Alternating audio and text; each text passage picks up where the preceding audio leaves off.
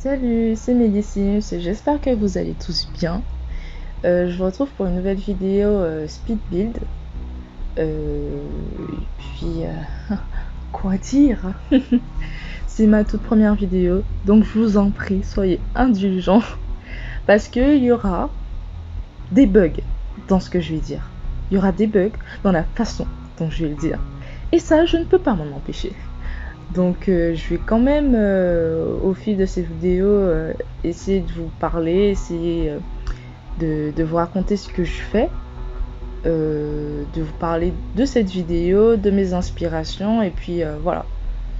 Je vais laisser la parole aller, et puis à la fin ça donnera quelque chose qui vous plaira ou pas, et qui me plaira ou pas, mais que j'aurais fait quand même parce que je suis assez contente de pouvoir vous partager cette vidéo aujourd'hui. Voilà. Donc comme vous pouvez le voir, on est sûrement, peut-être vous l'avez déjà remarqué, on est à Bridon Bay, mot que je ne vais sûrement pas arriver à répéter correctement. Mais voilà, c'est la ville de chiens et chats, donc une ville assez côtière, assez marine. Et voilà, j'aime beaucoup cette ville pour créer des petites maisons de campagne. Je pense que c'est vraiment le thème de cette ville. De toute façon, ça se voit par rapport aux constructions, aux alentours et tout. Et donc, ce petit cottage, ouais, on va dire que c'est un petit cottage avec vue sur la mer, voilà, le petit cottage de la grand-mère, oui. Parce que je me suis inspirée de la grand-mère Henriette que NS a utilisé pour son petit challenge sur le pack de tricot de pro. Donc je me suis inspirée d'elle, je me suis dit mais elle est trop bien son Henriette, elle est trop bien sa mamie, je veux la même. Du coup je me suis dit je vais faire la même. Et en plus je vais faire la petite fille de cette mamie, de cette petite grand-mère. Donc cette maison sont pour cette grand-mère et sa petite fille. Qui donc la petite fille elle est orpheline malheureusement. Et puis il y a toute une petite histoire derrière, mais bon. Voilà, en gros, la maison c'est pour elles deux et puis je suis un peu sortie de ma zone de confort parce que j'utilise du vert, ce que je fais pas souvent parce que j'adore les couleurs chaudes, donc tout ce qui est rouge, jaune, orange, j'adore ces couleurs et pourtant là je me suis dit j'utilise jamais de vert sauf quand je mets des plantes. Faut que j'utilise, que j'essaie quelque chose qui sort voilà, de ma zone de confort. Donc les couleurs principales dans cette maison, comme vous pouvez le voir, c'est le blanc, le gris et le vert, avec du beige pour l'intérieur. Mais ça, vous le verrez au fur et à mesure de la vidéo. Donc je vais quand même me présenter un peu. Voilà, je suis Médicis, j'ai actuellement 21 ans. Et puis en ce moment je suis en France parce que je suis originaire de la Guadeloupe. Et puis j'ai fait des études en architecture d'intérieur et je fais une formation de décoration d'intérieur. Mais je trouve que ces éléments-là, je les retrouve pas assez dans ce que je fais sur les Sims. Parce que je fais ce que je peux faire en vrai comme dessin de plans, etc. C'est pas vraiment ce que je fais dans les Sims. Par exemple, je vais peut-être dessiner un plan sur une feuille et puis quand je vais le retranscrire sur les Sims, ce sera pas du tout la même chose. Il y aura énormément de trucs modifiés. Et je pense que ça c'est normal parce que voilà, les Sims, c'est les Sims. Mais du coup, voilà, pour le moment, je n'ai rien d'autre à dire sur moi. Du coup, par rapport à la maison que vous voyez que je suis en train de mettre les ouvertures, donc tout ce qui est fenêtres, portes, j'ai déjà fait les pièces. Donc quand on entre dans la maison, on arrive sur le séjour avec la salle à manger, donc le petit coin repas qui sera vers la terrasse de l'arrière. Et puis une cuisine fermée, les 2 chambres au fond et une salle de bain et une salle de douche. Parce que je voulais qu'il y ait les 2 distinctions. Donc pour cette étape là, je mets les luminaires pour bien voir bien évidemment ce que je fais à l'intérieur parce que les ouvertures donnent pas assez d'éclairage. Et donc là, voilà, je mets la lumière. Hein. J'ai mis le sol, et puis je mets les papiers peints. Donc aussi, une chose que je fais dans mes constructions, mais je pense que c'est dans toutes mes constructions, j'utilise beaucoup de contenu personnalisé. Là, j'essaye ces temps-ci de réduire sur ces contenus personnalisés. Parce que je me dis que dans le contenu de base des Sims, il y a quand même de bons éléments. Il faut juste savoir les marier avec les autres, bien les utiliser. Mais voilà, c'est difficile quand même de faire du 100% jeu de base quand on a l'habitude d'utiliser constamment des contenus personnalisés. Mais voilà, j'essaie petit à petit de réduire, d'essayer d'utiliser plus d'objets de base et les kits aussi, les kits de jeu. Bon là je les ai pas tous, mais avec ce que j'ai, j'essaie quand même. Donc là, dans la vidéo, c'est clair que voilà, c'est l'intérieur est presque à 100% contenu personnalisé. Mais j'ai d'autres constructions où c'est un peu plus différent. Voilà. Donc là, je fais un peu le coin foyer avec la cheminée. J'essaie de... Voilà, j'ai mis des pots pour accentuer le côté peu rustique de l'intérieur. Parce que oui, je voulais un côté rustique dans cette maison aussi. Donc pour que ça aille avec l'environnement un peu dans les bois, proche de la mer. Et pour la cuisine, je me suis inspirée d'une cuisine chez une de mes grandes tantes qui avait des placards, c'est presque les mêmes placards en plus. Et c'est ce que j'adore avec les contenus personnalisés. Ça se rapproche tellement des objets de la réalité. C'est magnifique. Et du coup, je me suis inspirée de sa cuisine, du coup, en mettant la petite table au milieu.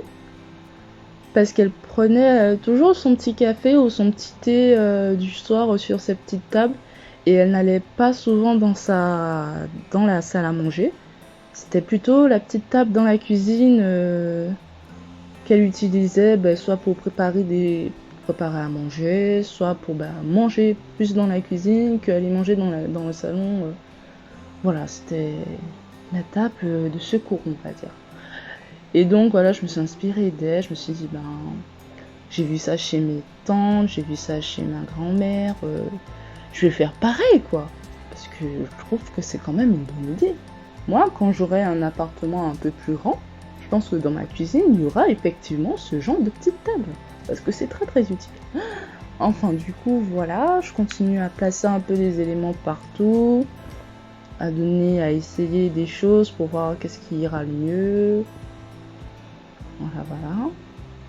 Et du coup, la salle à manger, avec des chaises très rustiques et que j'adore. Parce qu'en plus, là, quand j'ai construit cette maison, je venais de télécharger des objets, des contenus personnalisés, et je voulais à tout prix les utiliser. Donc, j'ai construit cette petite maison. Je me suis dit, mais ça va être trop bien, ça va rendre trop bien dans cette maison-là, parce que c'est les objets à mettre, c'est eux. Et donc, la cuisine qui n'aura rien à voir avec le style que j'ai prévu. Donc le côté rustique, ça n'aura rien à voir, la salle de bain et la salle de douche. Mais je voulais quand même les utiliser, c'est ce que je voulais utiliser. Donc je les ai utilisés. Et ça, je vous laisserai le découvrir au fil de la vidéo. Donc souvent, quand j'ai une pièce qui est trop petite que j'arrive pas à placer les éléments comme je veux, je déforme un peu la maison. Je l'agrandis ou je la rétrécis. Parce que j'aime pas quand les éléments que je veux placer ne rentrent pas. Parce que j'ai pas envie que mon Sims, quand il rentre dans la maison, il me dise « Ah je ne rentre pas en fait, je ne peux pas passer. » On connaît tous cette petite bulle au-dessus de sa tête là. On la connaît tous cette bulle. Du coup, voilà, j'hésite pas à tout modifier, des fois à tout recommencer de zéro. Mais là, ça va. Là, j'ai pas recommencé, j'ai juste fait une petite modification sur la maison. Et puis voilà, j'ai continué pour l'aménagement du salon avec... du coup, à savoir aussi, j'aime beaucoup les bougies. Que ce soit dans la vie réelle ou dans les Sims. J'aime beaucoup les bougies. Et puis, ce qui m'embête vraiment, c'est que il y a des fois, je prends pas le temps de placer certains éléments. Par exemple, j'adore quand il y a du désordre un peu partout. Par exemple, Belle Peinte, quand elle fait ses constructions et tout, elle met beaucoup de détails dans ses constructions. Et ça, j'adore ça. Mais des fois, je prends pas le temps de mettre les détails, de mettre les petits objets comme ça, ce qui peut rendre la construction plus réaliste. Et ça m'énerve. Je me dis, mais tu as le temps de le faire quand même. C'est juste que, aller chercher les objets dans le débogage, retirer tel élément et tout, je sais pas, je suis assez impatiente. Et puis, je sais pas pourquoi je ne prends pas le temps de le faire. Écoutez, là, j'ai dépassé quelques éléments et tout, mais si j'avais pris vraiment plus le temps sur cette vidéo, je pense que j'aurais rempli par exemple le meuble de l'entrée. Je l'ai pas rempli alors que je voulais le remplir. Donc soit c'était parce que je voulais pas que la vidéo soit trop longue, soit c'est parce que parce que j'avais la flemme. Écoutez, je pense que c'est vraiment ça en fait le souci, c'est que j'ai la flemme de placer les éléments. Mais après c'est embêtant parce que j'ai envie de le faire. Et un jour je le ferai. Je prendrai vraiment mon temps pour une construction que j'ai en coup de cœur, que je veux 100% réaliste. Je le ferai. Je note sur mon carnet là, je le ferai. Donc là on passe à la salle de bain et la salle de douche, qui sont vraiment pas dans le même style que le reste de la maison, qui sont un peu plus modernes et qui ont un côté plus industriel, on va dire. Parce que ça correspond vraiment pas.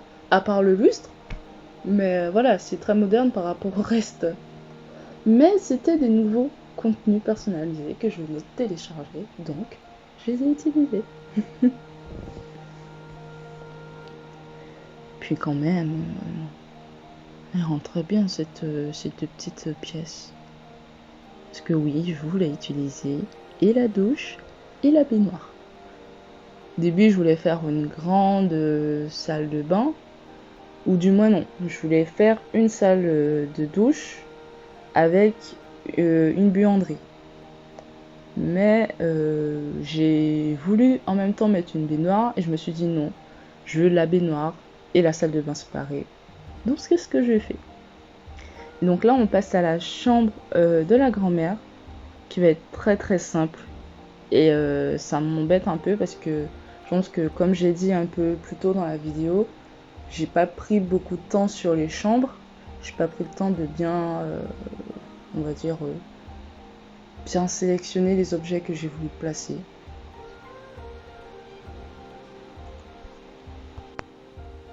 Mais donc j'ai quand même gardé à l'esprit le côté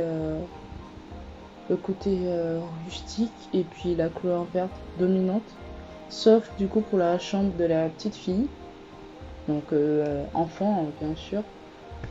J'ai essayé de faire quelque chose d'assez toujours rustique, mais un peu plus pour une enfant quoi. Mais c'est vrai que pour la chambre, je suis pas totalement satisfaite.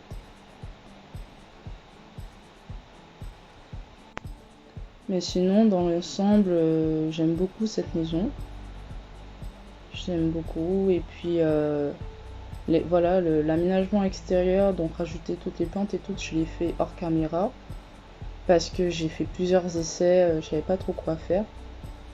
Et puis à la fin, vous montrer un peu le rendu que ça donne.